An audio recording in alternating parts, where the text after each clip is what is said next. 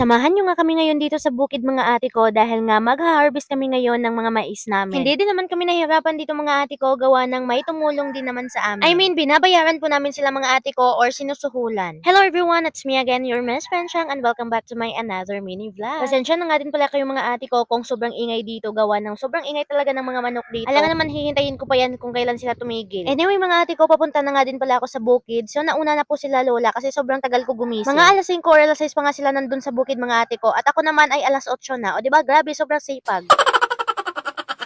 Kahit maaga pa nga mga ate ko, ay nako grabe, sobrang sakit talaga ng init. At pagdating ko nga dito sa bahay kubo namin mga ate ko, ay umupo na nga din pala muna ako para naman makapagpahinga ang babae. At si Lola naman mga ate ko ay nagluluto pa siya para sa agahan namin. So dito nga pala kami mag-harvest ng mga mais mga ate ko, ay nako hindi pala tumulong ang babaeng to. So dito po sila mag-harvest ng mais. Hindi na nga din pala ako tumulong mga ate ko gawa ng may sinusuhulan po kami. At may mga tumulong naman po para naman may share sila. So ayun na nga mga ate ko, tinawag na nga din pala sila ni Lola para sa agahan. Gawa ng alas 8 na din mga ate ko at syempre kailangan natin na mag-agahan. At bumalik na nga din pala ako sa bahay kubo mga ate ko at dumating na nga din pala itong tagahakot ng mga mais. So syempre mga ate ko, kailangan po yan hakutin kasi sobrang layo po. Kawawa man yung mga kabayo mga ate ko pero wala tayong magagawa kasi nga yan yung trabaho nila. Ito lang pala yung ulam namin ngayon mga ate ko, itong tuyo at saka uta na may isda. Wala na din kasi kaming mga manok dito sa bukid mga ate ko gawa ng tinutuklaw po sila ng mga ahas. Kaya ayun, ubos talaga lahat. Nung nakaraang araw nga mga ate ko ay naku, nakakuha na naman si Lolo ng ahas dito sa bukid. Dito mismo sa ilalim ng bahay kubo namin. Mabilis lang yung nakuha mga ate ko gawa ng mainit po sa ilalim ng bahay kubo namin. Na-stuck po siya doon kaya ayun, hindi siya makaalis. Kaya ayun, si Lolo na lang yung kumuha sa kanya. Anyway mga ate ko, kumain na nga din pala ako. So dito na lang ako pumwesto sa labas kasi nga hindi pa naman masyadong mainit. Nagmamadali nga din pala ako kanina mga ate ko at hindi na talaga ako naligo kasi nga akala ko may gagawin ako dito. Ay naku, wala pala. E di sana naglaban na lang ang babae kasi nga sobrang dami talagang lalabhan day. Eh alangan naman uuwi pa ako, ay naku, bukas ko na lang yun lalabhan.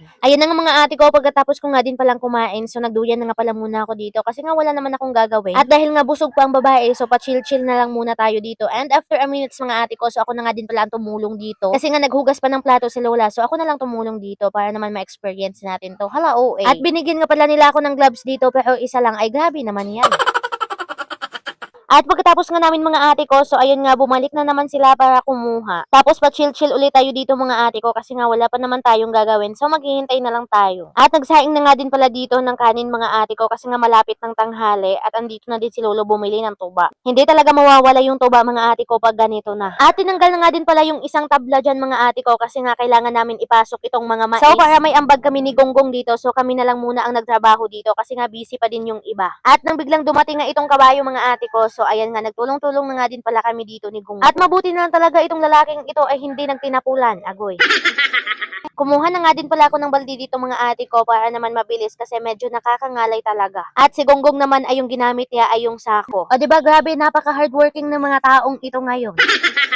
Nawala na nga yung energy ko mga ate ko, so ito na lang yung naiwan at itong naman yung nakapasok namin kanina. O diba grabe, sobrang dami talaga. At hindi pa talaga yan tapos mga ate ko kasi nga may kinuha pa dun sa baba. So tapos na nga din pala sila magsanggi or mag-harvest mga ate ko. So ayan na nga, nagpahinga na nga pala muna sila at dumating naman itong naghakot ng mais. Kaya ayan mga ate ko, pinagtulong-tulungan na nga din pala nila. So pagkatapos nga din pala niyan ay kumain na nga din pala kami ng pananghalian. So ito lang pala yung ulam namin for today's video mga ate ko, itong pansit dragon na may kasamang tinapa. Yan lang naman talaga yung mabilis kainin day. Or yung mabilis bilhin at lutuin. At nang may tumawag na sa akin mga ate ko kasi nga may parcel daw akong dumating. Kaya ayan, for dago ang babae. Kaya ayan, pauwi na ako day. Sobrang init talaga. May babayaran kasi ako mga ate ko kaya kailangan ko talaga siyang uwiin. Kaya hanggang dito na lang muna tayo. That's it for today's video. And don't forget to follow, like, and share. At doon ako ang ping bye. Mwah.